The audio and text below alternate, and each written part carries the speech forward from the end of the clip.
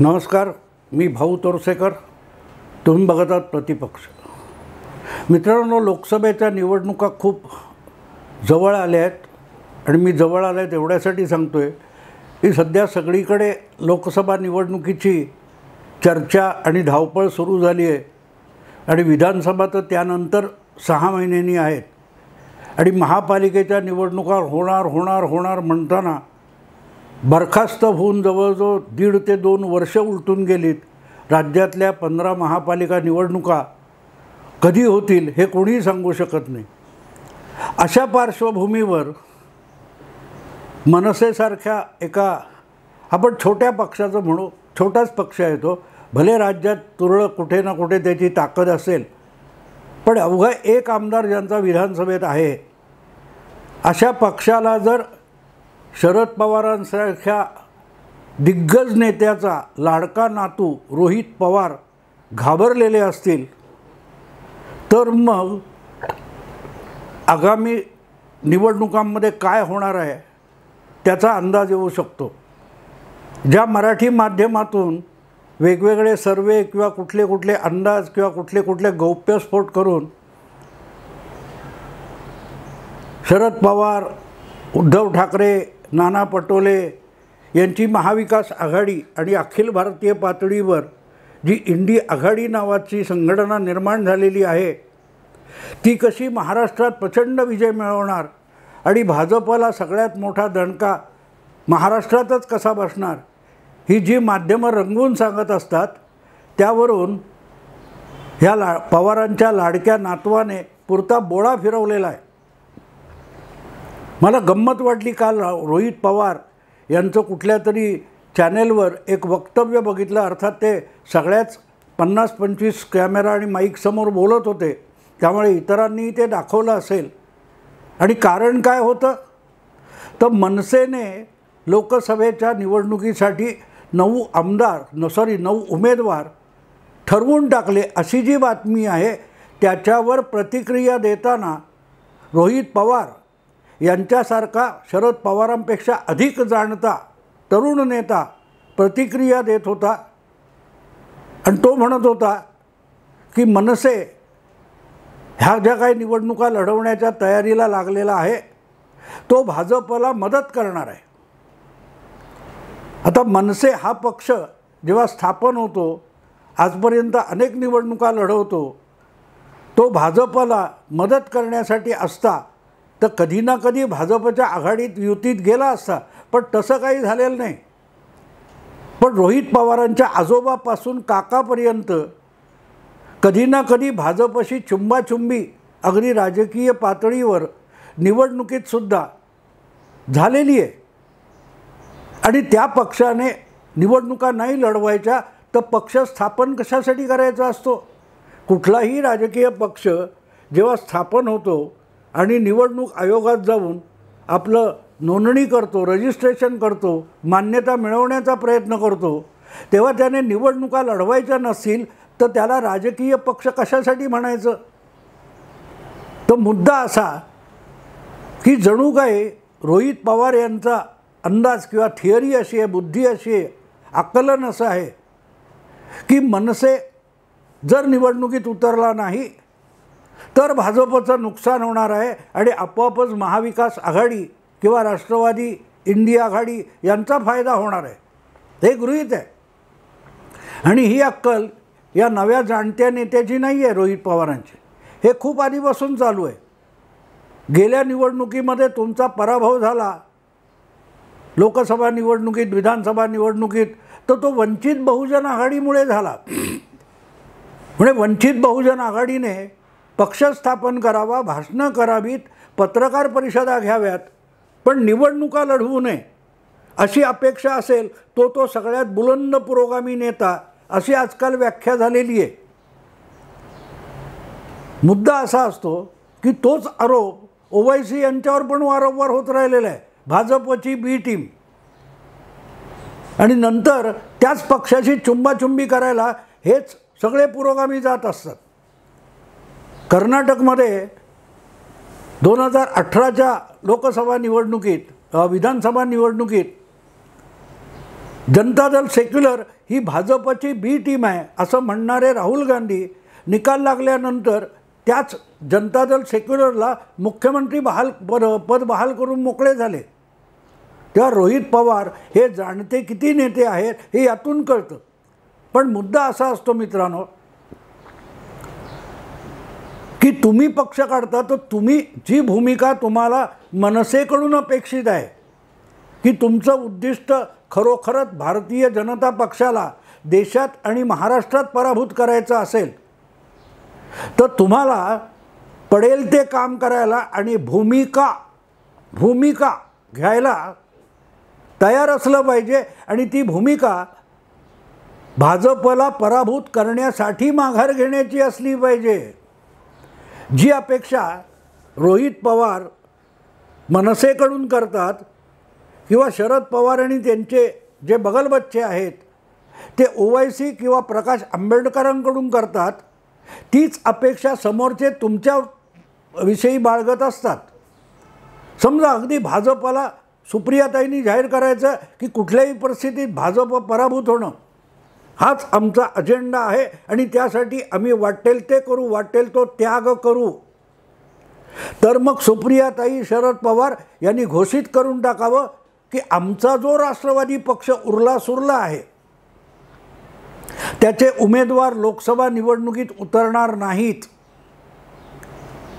आम्ही मनपूर्वक आम्ही काँग्रेसच्या उमेदवारांचा पाठिंबा देऊ, त्यांना आमची मतं त्यांच्या झोळीत टाकू, काम संपलं।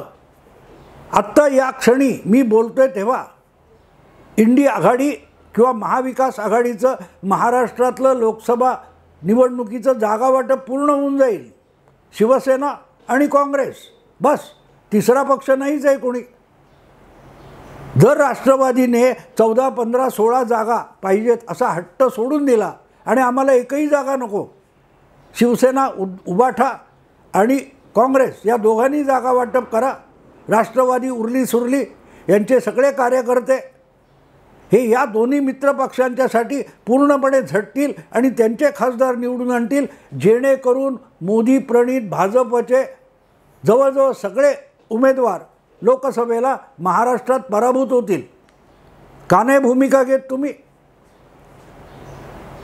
मजा अशी आहे मित्रांनो की वंचित बहुजन आघाडी असो, ओवैसी असो किंवा मनसे असो, हे तुमच्या इंडी आघाडीत सहभागी झालेले नाहीत। तुम्ही त्यांना बोलवलेले सुद्धा नाहीत बैठकीला, ते बाजूला आहेत। त्यांनी प्रयत्न केला, तुम्ही त्यांना बरोबर घेतलेले नाहीत। त्या जलीलने महाविकास आघाडी सत्तेत असताना खुली ऑफर दिली होती, आम्हाला बी टीम म्हणता चला आम्ही तुमच्यात येतो, घ्या आम्हाला महाविकास आघाडीत। तुम्ही घेतलं नाही घेतलं। प्रकाश आंबेडकर गेले 8-10 महिने प्रतीक्षा करतायत कधी एकदा महाविकास आघाडी किंवा इंडी आघाडीमध्ये आपल्याला प्रवेश मिळेल, तुम्ही त्यांना बरोबर घ्यायला तयार नाही। मग त्यांनी काय करायचं? अज्ञातवासात जायचं। पण ते निवडणूक लढवायला लागले की ते भाजपला मदत करतात। मग प्रकाश आंबेडकर असोत, राज ठाकरे असोत किंवा ओवैसी असोत, हे पण उलटं म्हणू शकतात की तुम्ही भाजपला मदत करता, तुम्ही या लोकांना आघाडीत सुद्धा घेत नाही। याचा अर्थ असा होतो की भाजपला मतविभागणीतून अधिकाधिक उमेदवार निवडून आणायला राष्ट्रवादी काँग्रेस मदत करते असं म्हटलं तर वावगं काय होईल? रोहित पवार तुमचा जन्म झाला होता की नाही माहीत नाही मला, असेलही कदाचित, पाळण्यामध्ये हाताचा अंगठा चोखत असाल, पायाचा अंगठा चोखत असाल, त्यावेळेला महाराष्ट्रात शिवसेनेची सत्ता होती जेव्हा राष्ट्रवादी काँग्रेस नावाचा पक्ष स्थापन झाला आणि त्यामुळे काँग्रेसच्या मतांची विभागणी होणार, त्याचा फायदा घेऊन शिवसेना आणि भाजप युतीला पूर्ण बहुमत मिळू शकेल अशी रणनीती आखून प्रमोद महाजन यांनी बाळासाहेब ठाकरे यांना गळ घातली आणि 6 महिने आधीच महाराष्ट्र विधानसभा बरखास्त करून घेतली। नारायण राणे अवघे 8 महिने मुख्यमंत्री होते। त्यावेळेला काँग्रेसचे 2 तुकडे करून मतविभागणी करणारे कोण होते? तुमचे लाडके आजोबा होते, शरद पवार होते। मग त्यावेळेला भाजपला मदत कोण करत होता?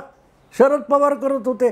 किंबहुना भाजपला मदत करावी, अधिकाधिक आमदार काय ते खासदार निवडून आणण्यासाठी, यासाठी शरद पवारांनी राष्ट्रवादी काँग्रेस पक्ष स्थापन केला, काँग्रेसच्या मतांचं विभाजन केलं आणि त्यांचे लाडके पुरोगामी बुद्धिमंत तरुण जाणते नेते रोहित पवार म्हणतात की मनसे भाजपला मदत करण्यासाठी निवडणूक लढवतोय. मला ह्याची गंमत वाटते की ते तुमच्याबरोबर नाहीत, सोडून द्या. OIC असतील, प्रकाश आंबेडकर असतील, राज ठाकरे असतील, विसरून जा त्यांना. तुमच्याबरोबर जे आहेत म्हणजे उबाठा शिवसेना असेल, पटोलेंची काँग्रेस असेल, तुमची उरली सुरली राष्ट्रवादी काँग्रेस असेल, तुमचा दोघांचा तर जीव अर्धा झालेला आहे उबाठा आणि राष्ट्रवादीचा, तरीही जागा वाटपातला अट्टाहास संपतोय का? मोदींचा किंवा भाजपचा पराभव करायचा तर मतविभागणी टाळणं हे मूळ उद्दिष्ट असलं पाहिजे आणि त्यासाठी प्रत्येकाने शक्य तितक्या तडजोडी करणं अपरिहार्य असतं. तरी देखील जागा सोडायला कोणी तयार नाही. उद्धव ठाकरेंना आपले होते ते 18 अधिक 2 किंवा 4 म्हणजे कमीत कमी 22 लोकसभेच्या जागा पाहिजेत, तेवढ्या त्यांना द्यायच्या. तर उरल्या 26 जागा, त्यामध्ये काँग्रेस आणि उरलेली राष्ट्रवादी यांनी भागवायचं कसं? आधी त्याची फिकीर करा. आपसात एकमेकांचे 3 पक्षांचे कोणी बंडखोर होणार नाहीत एवढी जरी तयारी पुढच्या निवडणुकांचं मतदान होईपर्यंत राष्ट्रवादी काँग्रेस आणि महाविकास आघाडी करू शकली तरी खूप झालं. पण आपल्या आघाडीत काय चाललं आहे, आपल्या पक्षात काय चाललं आहे याचा थांगपत्ता नसतो. शरद पवार असोत की त्यांचा लाडका नातू असो, त्यांना आपल्या पक्षात काय चाललं आहे माहिती नसतं, पण बाकी भारतीय जनता पक्षामध्ये काय चाललं आहे, त्यांच्या पक्षामध्ये काहीतरी नाराजी कशी आहे हे पूर्ण माहिती असतं. तुम्हाला योग्य गोष्ट योग्य वेळेला माहिती असती तर अजितदादा 40 आमदार घेऊन गेले नसते, त्यांना वेळच्या वेळी रोखता आलं असतं. रोहित पवार डोळ्यात मुळूमुळू येऊन अश्रू काढून आणि हातपाय पोरासारखे आदळापट करत आजोबांसमोर रडले असते तर अजितदादांना रोखता आलं असतं. पण ते नाही झालं म्हणून तुमचा पक्ष फुटला. आणि तुम्हाला अजूनही चिंता काय की भाजपचे आमदार किती नाराज आहेत. अरे बाबा, 4 वर्ष होऊन गेली, 105 आमदारापैकी एकही आमदार डगमगला फुटला नाही. पण 2.5 वर्ष मंत्रीपदं भोगलेले आणि फक्त 1 वर्ष सत्तेपासून दूर बसायची वेळ आलेले राष्ट्रवादीचे 40 आमदार आणि 9 मंत्री हे तुम्हाला तुमच्या जाणत्या नेत्याला टांग मारून भाजपकडे गेलेले आहेत. तेव्हा चिंताच करायची असेल तर आपल्या पक्षात काय चाललंय याची चिंता करा. नाही तर उरला सुरला जो राष्ट्रवादी पक्ष आहे ना तो पण भुरकन उडून जाईल आणि तुम्हाला पत्ता लागणार नाही. दया येते मित्रांनो, अशा लोकांची दया येते की हे कुठून काढलं की मनसेने जागा लढवली नाही तर मनसेची मतं तुमच्याकडे येतील, बिलकुल येणार नाहीत. कारण मनसे हा शिवसेनेपासून बाजूला झालेला घटक पक्ष आहे, त्याची मतं शरद पवारवादी बिलकुल नाहीत. अगदी कितीही उद्धव ठाकरे यांचा राग असला, यांचा द्वेष असला किंवा एकनाथ शिंदे यांच्याशी पटत नसलं तरी मनसेने निवडणूक लढवायची नाही असं ठरवलं तरी 10% मतं पण राष्ट्रवादी आणि महाविकास आघाडीकडे वळण्याची बिलकुल शक्यता नाही. अगदी 2019मध्ये उघडपणे तुम्हाला मतं द्यावीत, भाजप विरोधी मतं द्यावीत असा प्रचार राज ठाकरे यांनी केला नव्हता. पण त्यांनी एकही उमेदवार उभा केला नव्हता तरीही 10 मोठ्या दणदणीत सभा भाजपच्या विरोधासाठी घेतल्या राज ठाकरेंनी. त्याचा फायदा काय उठवू शकलात तुम्ही? रोहितदादा, तुमच्या आजोबांना राज ठाकरे निवडणुकीच्या रिंगणात नव्हते, त्याचा काही फायदा उठवणं शक्य झालं का? नाही. कारण तुमच्या आजोबांनी इतकं काही बदनामीचा आणि नाकर्तेपणाचा बोजा पुढच्या आणि तिसऱ्या पिढीवर चढवून ठेवला आहे की बाकी कोणी भाजपसुद्धा निवडणुकीत उतरला नाही तर लोक अपक्षाला निवडून देतील पण राष्ट्रवादीला मोठं यश देणार नाहीत, हे गेल्या 25 वर्षात वारंवार सिद्ध झालेलं आहे. त्या मनसेमुळे भाजपला मदत होते ही कल्पना खोटी आहे.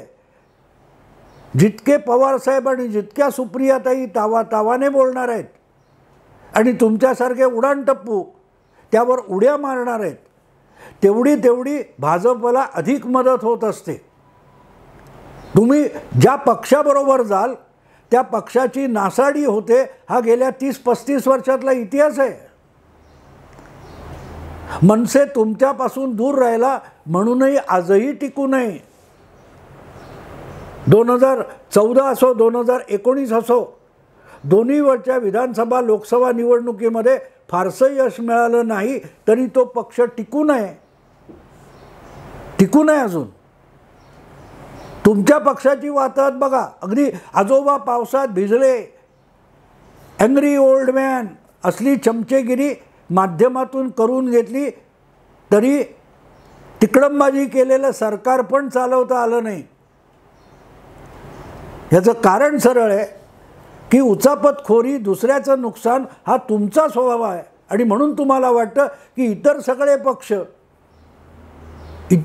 पक्ष मतं फोडतात, आमदार फोडतात. तुमची हयात गेली आमदार फोडणं, मतं फोडणं. मनसेला घाबरलेत आता. काही दिवसापूर्वी हेच राष्ट्रवादीवाले त्या चंद्रशेखररावच्या BRS पक्षाला घाबरलेले होते.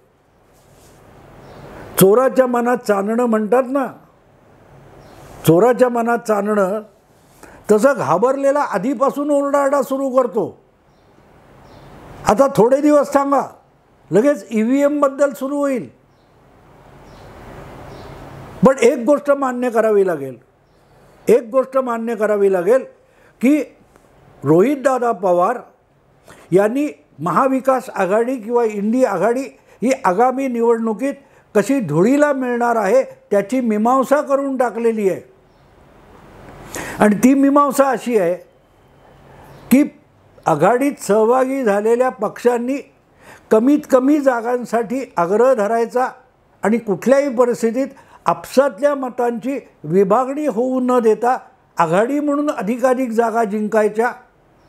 हे जे आवश्यक गोष्ट असते तिचा महाविकास आघाडी आणि इंडी आघाडीमध्ये मागमूस नाही आहे.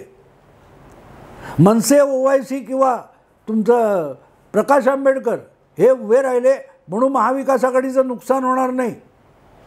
पण तुमच्यातच जागांचा हव्यास सुटला नाही तर मग ज्यांना मिळेल त्यांना जागा मिळेल आघाडी म्हणून, नाही त्यांना तुमचेच लाडके आजोबा बंडखोरी करायला फूस देतील आणि ते जी मतं फोडतील त्यातूनच तुमच्या महाविकास आघाडीचे अधिकाधिक उमेदवार पराभूत होतील. जो प्रयोग शरद पवारांनी 1995 विलासराव देशमुखांच्या मतदारसंघामध्ये पहिल्यांदा करून दाखवला, कवेकर पाटलांना जनता दलात पाठवून त्याचे त्यांनी अनेक प्रयोग नंतर यशस्वी केलेत आणि महाविकास आघाडी किंवा इंडी आघाडीमध्ये त्याचीच पुनरावृत्ती झाली तर नवल नाही. पण मुद्दा असा आहे की रोहित पवारांनी जी भीती व्यक्त केली आहे ती मनसेविषयी नाही तर इंडी आघाडी किंवा महाविकास आघाडीमध्ये जे जागा वाटप होऊ शकत नाही आहे त्याची भाजपला फार मोठी मदत होणार आहे. या भीतीचं वेगळं शब्दांकन म्हणून मनसेकडे बोट दाखवत आहेत रोहित पवार, पण त्यांचा रोख मनसेकडे नाही आहे. तो रोख महाविकास आघाडीमधल्या 3 मित्र पक्षांसाठी आहे की अकारण जागांचे आग्रह धरून मतविभागणीला खतपाणी मिळेल असं काही करू नका, हेच रोहित पवारांना सांगायचं आहे. अन्यथा मनसे उमेदवार उभे करणार म्हणून उरली सुरलीसुद्धा राष्ट्रवादी काँग्रेस आहे, त्यांनी घाबरण्याचं कारण नाही, कारण मनसेची तेवढी ताकद नाही. तो पक्ष गेल्या 10 वर्षाच्या उटपटांग राजकारणातून परत एकदा आपल्या पायावर उभं राहण्याचा प्रयत्न करतोय आणि सिरियसली करतोय. तो उभं राहिल्यामुळे महाविकास आघाडी राष्ट्रवादीचं नुकसान बिलकुल होणार नाही. हां, पण ज्या प्रामाणिकपणे प्रयत्न राज ठाकरे करतायत त्यातून भविष्यात हा पक्ष वाढेल याविषयी माझ्या मनात शंका नाही. कारण त्याची सगळ्यात मोठी जमेची बाजू अशी आहे की जवळजवळ 17-18 वर्ष उलटल्यानंतरसुद्धा राज ठाकरे कुठच्याही आघाडीत युतीत जायला तयार नाहीत. ते आपलं प्रभाव क्षेत्र निर्माण करण्याचा आणि शोधण्याचा प्रयत्न करतायत.